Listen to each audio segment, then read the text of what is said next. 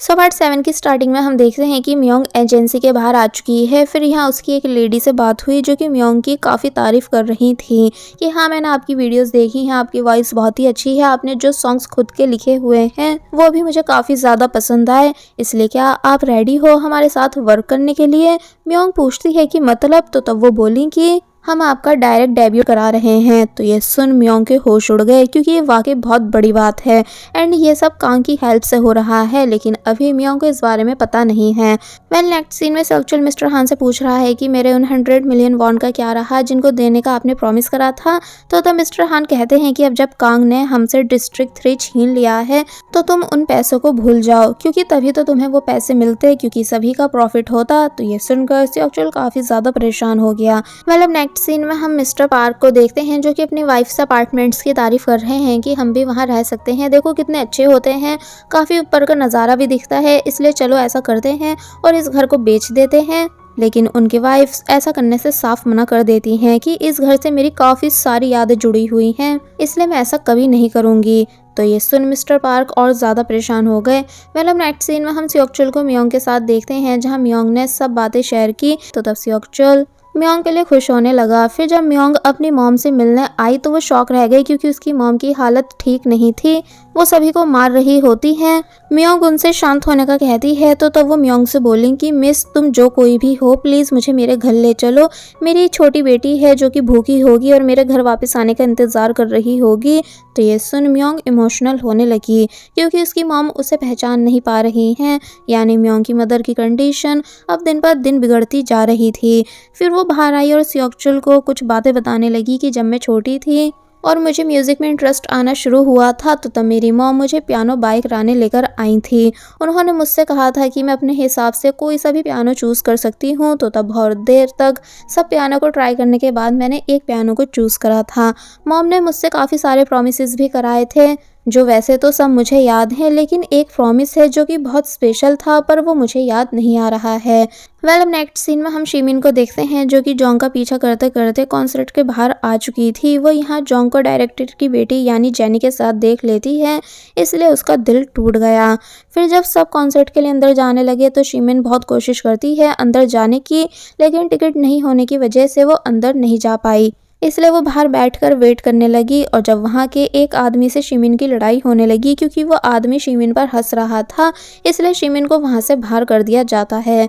दूसरी तरफ सेक्चुअल ने म्योंग को उसके घर ड्रॉप करा, साथ ही म्योंग को हिम्मत भी दी कि तुम फिक्र मत करो, तुम्हारी मॉम जल्दी ठीक हो जाएंगी। तो तब म्योंग सेक्चुअल को हक कर लेती है और हिम्मत देने के लिए थैंक्स बोलती है। फिर जब सेक्चुअल वापस घर जा रहा था कि तभी उसको रास्ते में जिन्हो दिखा। दोनों एक दूसरे को देखकर खुश हो गए। फिर जिन्हो सेक्चुअल से उसे फॉलो करने के लिए बोलता है और अब बाद में दिखाया गया कि जिन्हो ने सेक्चुअल को अपनी फैमिली से मिलवाया।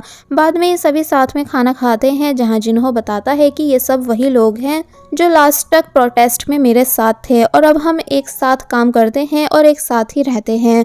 बाद में वो अकेले में सेक्चुअल से पूछता है कि तुमने अभी तक गैंगस्टर की जॉब छोड़ी क्यों नहीं है। तो तब सेक्चुअल बताता है इसलिए क्योंकि अभी काफ़ी चीज़ें खराब हुई हुई हैं। तो तब जिन्हो कहता है कोई नहीं, तुम बाद में ये काम छोड़ देना, मुझे पता है कि तुम एक अच्छे इंसान हो और हम जैसे अच्छे लोगों के लिए सिर्फ हमारी फैमिली इंपॉर्टेंट होनी चाहिए। जिसके बाद अब हम जोंग और जेनी को देखते हैं जो कि कॉन्सर्ट एंड होने के बाद बाहर आ चुके थे, जहां जोंग क्लियर कर देता है कि मैं किसी और को लाइक करता हूं और उस लड़की से काफ़ी जल्द शादी करने वाला हूं। मैं ये बात तुम्हें आराम से समझाना चाहता था, इसलिए आज तुमसे मिला ताकि फिर तुम भी अपनी मॉम को ये बात आराम से समझा सको।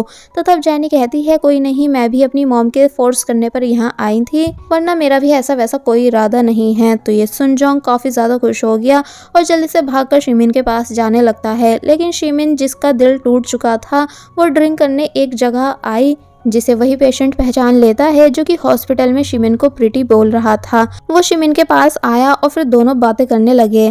काफ़ी देर हो चुकी थी और दोनों ड्रंक भी थे, साथ ही जोंग बार बार शिमिन को कॉल कर रहा था, इसलिए वो लड़का इरिटेट होकर कॉल पिक करता है और जोंग से कह देता है कि मैं शिमिन का बॉयफ्रेंड बात कर रहा हूँ, इसलिए बार बार कॉल करके हमें परेशान मत करो। तो ये सुन जोंग शॉक रह गया कि भला ये कौन लड़का था। शिमिन भी हैरान थी, इसलिए वो लड़का शिमिन को सॉरी करता है कि मुझे ऐसा नहीं कहना चाहिए था। लेकिन शिमिन बोलती है कि नहीं, तुमने अच्छा काम करा, पर मैं तुम्हारी टाइप की नहीं हूँ, इसलिए तुम्हें मुझे भूल जाना चाहिए। और फिर उस लड़के को बाय करके यहाँ से चली गई। अब नेक्स्ट सीन में हमें दिखाया जाता है कि नारा अपने बेटे और युन के साथ है। तीनों साथ में काफी इंजॉय कर रहे थे, डिनर कर रहे होते हैं। लेकिन जब युन नारा को उसके घर छोड़कर एंड नारा के बेटे को अपने साथ ले गया सेओक्चुल के घर छोड़ने के लिए, तो तब नारा अपने बेटे को मिस करती हुई काफ़ी बुरी तरह रोने लगी। जिसके बाद अब हम मियोंग को देखते हैं जो कि कैफ़े में काम कर रही थी, लेकिन उसकी फिर से कोई सीक्रेटली फ़ोटोज़ क्लिक करने लगा और फिर अब वो फ़ोटोज़ कांग देख रहा होता है एंड उसे बिल्कुल अच्छा नहीं लगता कि जिस लड़की को मैं इतना पसंद करता हूँ वो यहाँ ऐसे नौकरों की तरह काम कर रही है। इसलिए तभी मियोंग से बात करने कैफ़े आ गया, जिसे देखकर मियोंग शॉक रह गई। फिर अब दोनों बाहर बैठकर बात करते हैं, जहां कांग कह रहा है कि मैं सिर्फ तुम्हारा भला चाहता हूं, शायद मैंने तुम्हें डरा दिया है, उसके लिए सॉरी, लेकिन अब तुम्हें मुझसे हाथ मिला लेना चाहिए, मुझे सच में दिल से तुम्हारी हेल्प करनी है। लेकिन मियोंग कहती है कि पर मैंने कभी आपसे हेल्प नहीं मांगी, तो आप क्यों मुझे फॉलो कर रहे हो? मैं खुद से अपने ड्रीम्स पूरे करना चाहती हूँ, ना कि किसी से भीख में लेकर। तो तब कांग कहता है कि देखो ऐसा नहीं है, हम दोस्त भी बन सकते हैं, पर कम से कम अपनी मॉम का तो सोचो, वो हॉस्पिटल में एडमिट है ना, मुझे बहुत बुरा लगा उनके लिए और तुम्हारे लिए भी, इसलिए तुम्हें मुझसे दोस्ती कर लेनी चाहिए। तो तब मियोंग शॉक रह गई कि आखिर आपको इस बारे में कैसे पता चला कि मेरी मॉम हॉस्पिटल में एडमिट है? क्या आप मुझे फॉलो कर रहे हो? कांग कहता है कि हाँ, क्योंकि जो लोग मुझे पसंद आते हैं मैं उनके बारे में सारी इन्फॉर्मेशन निकाल लेता हूँ। वैसे तुम्हारी बात और सबसे अलग है, इसलिए मुझे और अच्छे से तुम्हारे बारे में अब तुमसे जानना है। तो तब मियोंग काफ़ी ज़्यादा गुस्सा हुई कि आप प्लीज़ ऐसा नहीं करो और फिर दोबारा यहाँ मत आना, क्योंकि मैं आपकी शक्ल नहीं देखना चाहती हूँ। आप जब भी मेरे सामने आते हो मैं अनकंफर्टेबल फील करती हूँ। कांग का इन बातों से काफ़ी दिल टूट गया और वो जाने लगा, लेकिन तभी रुका और बोला कि मैं तुम्हारे बॉयफ्रेंड यानी सेओक्चुल को जानता हूँ, इतने अच्छे से जानता हूँ कि शायद तुम उसे इतने अच्छे से जानती होंगी। मियोंग हैरान हुई। फिर कांग कहता है कि सेओक्चुल ऐसा है कि वो दूसरों की खुशी के लिए अपनी खुशियां बर्बाद कर सकता है, यानी दूसरों की खुशी के लिए कुछ भी कर सकता है, लेकिन मैं अपोजिट हूँ, यानी मैं अपनी खुशी के लिए किसी को भी रास्ते से हटा सकता हूँ, फिर चाहे वो कोई पुराना दोस्त ही क्यों नहीं हो। इसलिए विश करता हूँ कि मैं सेओक्चुल को कुछ नहीं करूँ। और फिर अपना कार्ड मियोंग को देते हुए यहाँ से चला गया। मियोंग शॉक रह गई कांग की इन बातों से, क्योंकि ये एक तरह की धमकी थी। और फिर कांग बाहर आ चुका था और अपनी कार में बैठकर सेओक्चुल को यहाँ आते हुए देखता है, जो कि मियोंग से मिलने आया है। सेओक्चुल जब नोटिस करता है कि मियोंग उदास है तो पूछता है कि क्या हुआ, लेकिन मियोंग झूठ कह देती है कि मेरी तबीयत ठीक नहीं, मैं काम की वजह से काफ़ी थक चुकी हूँ, दिल भी घबरा रहा है, इसलिए चलो घर चलें। फिर जब दोनों मियोंग के घर के बाहर आए तो यहाँ मियोंग पूछने लगी कि उस दिन जो तुम कह रहे थे कि तुम मुझे प्रोटेक्ट करोगे और अगर कोई भी मुझे परेशान करेगा तो तुम उसे नहीं छोड़ोगे, तो क्या ये बात सच है? सेओक्चुल मियोंग को हक कर लेता है और बोलता है कि ऑफ कोर्स मैं तुम्हें हमेशा प्रोटेक्ट करूंगा, इसलिए अब कोई भी तुम्हें परेशान नहीं कर पाएगा। मियोंग इमोशनल होने लगी। फिर सेओक्चुल से पूछती है कि क्या तुम आज रात मेरे साथ मेरे घर पर रुकोगे? तो तब इस बात के लिए वो मान जाता है। फिर जब नेक्स्ट डे मॉर्निंग में सेओक्चुल घर वापस आया तो ये बात सेओक्चुल के फादर ने नोटिस करी, इसलिए वो सेओक्चुल से पूछने लगे कि क्या तुमने गर्लफ्रेंड बना ली है? तो तब वो बता देता है कि हाँ। तो ये सुन फादर खुश हुए और कहते हैं कि उस लड़की का ध्यान रखना। अब नेक्स्ट सीन में हम देखते हैं कि सेओक्चुल वर्क पर जाते टाइम मियोंग से बात करता है, जिससे मियोंग बोली कि तुम एक हार्ड वर्किंग गैंगस्टर हो जो कि बहुत ही काइंड भी है, पोइट्री की क्लासेस भी लेता है और अपनी गर्लफ्रेंड का ध्यान भी रखता है। तो यह सुन सेओक्चुल खुश होने लगा। फिर सेओक्चुल से बात करने के बाद मियोंग ने कांग को कॉल की, क्योंकि कांग अपना कार्ड जो मियोंग को दे गया था, इसलिए मियोंग के पास कांग का नंबर था।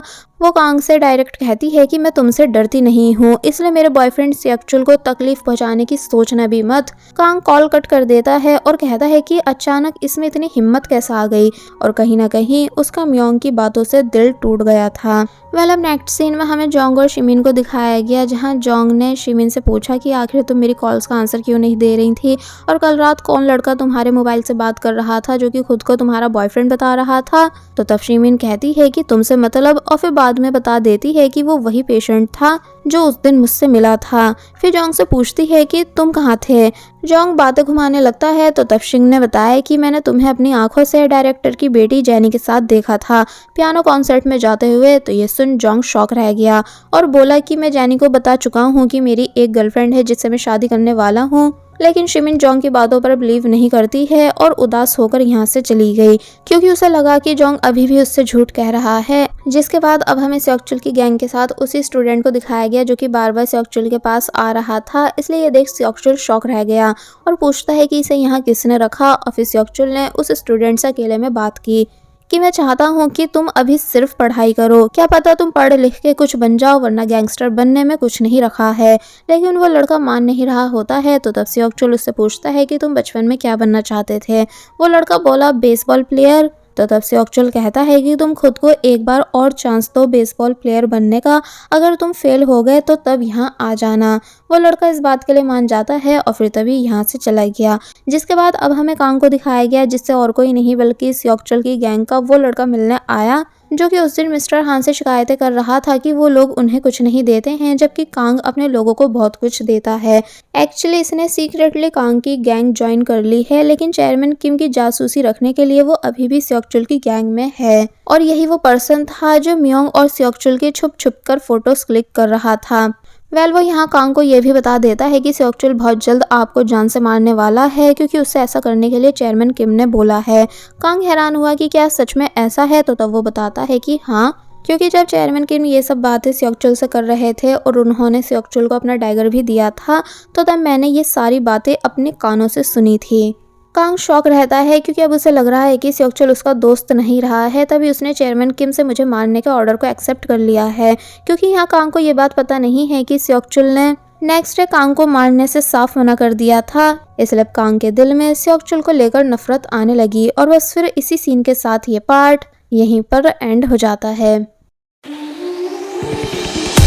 There was a time when you had me falling to the ground. For next part, please subscribe my channel and hit the bell icon. Thank you. Whoa.